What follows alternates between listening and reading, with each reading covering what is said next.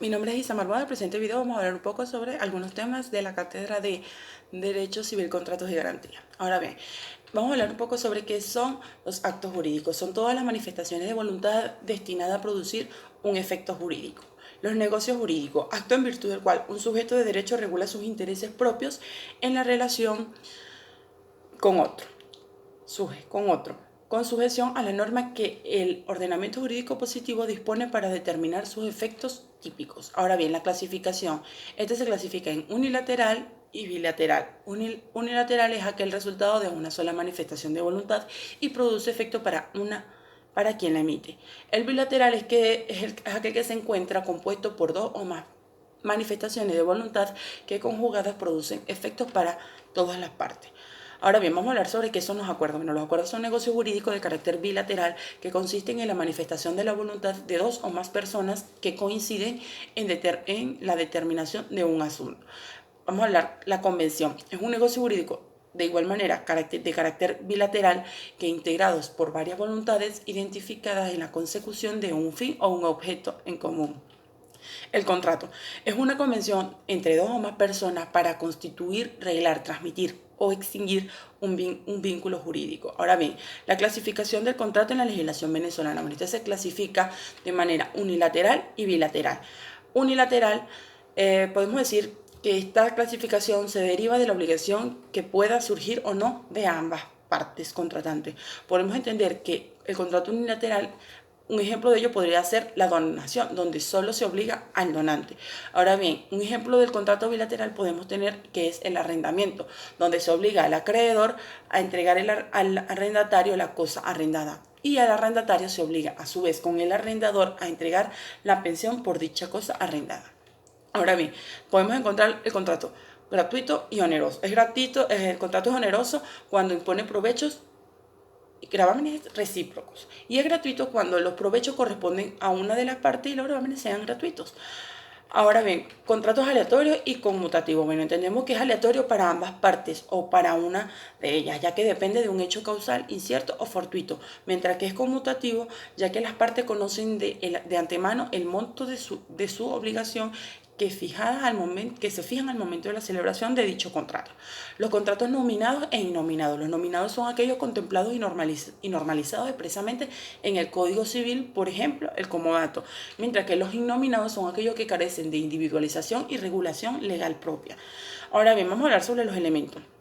Para la existencia del contrato deben existir los siguientes elementos, que es el consentimiento de las partes, objeto que pueda ser materia de contrato y causa lícita. Ahora bien, vamos a hablar un poco sobre las ventas.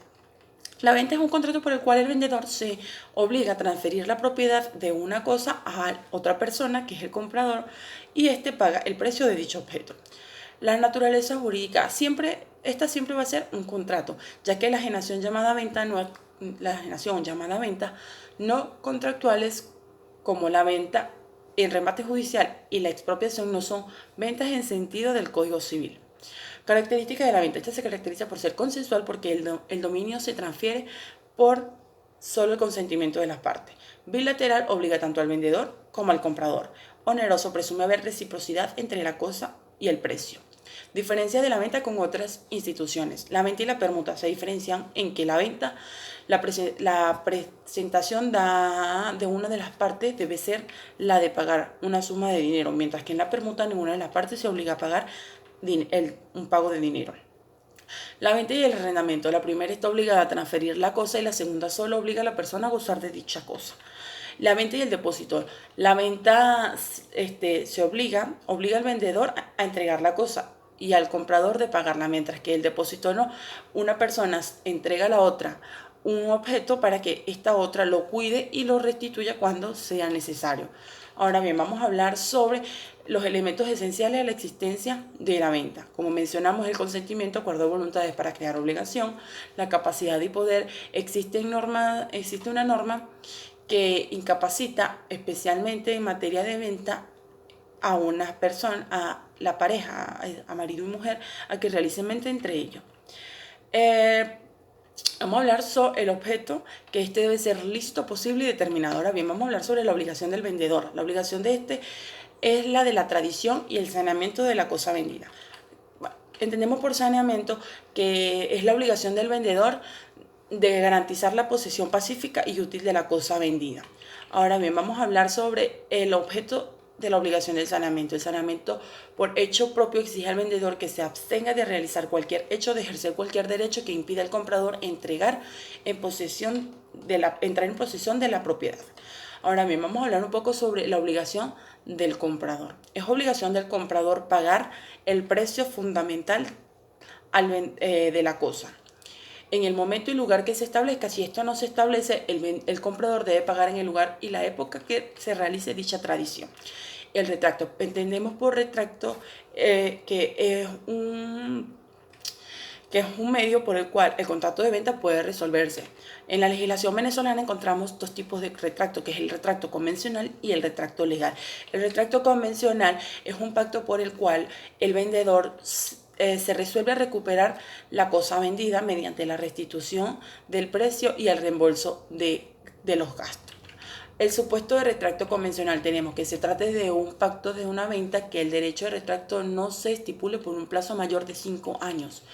Podemos entender que, como mencioné anteriormente, si no se fija el tiempo para ejercer el derecho de retracto, la acción para intentarlo se prescribe por el término de los mismos 5 años contados desde la fecha del contrato. Ahora bien, vamos a hablar un poco sobre el retracto legal. Entendemos que es el derecho que tiene el comunero de subrogarse al extraño que adquiere un derecho en la comunidad, sea por compra o donación en pago. Los supuestos del retracto legal entendemos que es el bien que el bien sea en una comunidad no divisible, que el comunero no haya ofrecido su derecho a otro miembro de la comunidad, que la adquisición sea hecha por un extraño.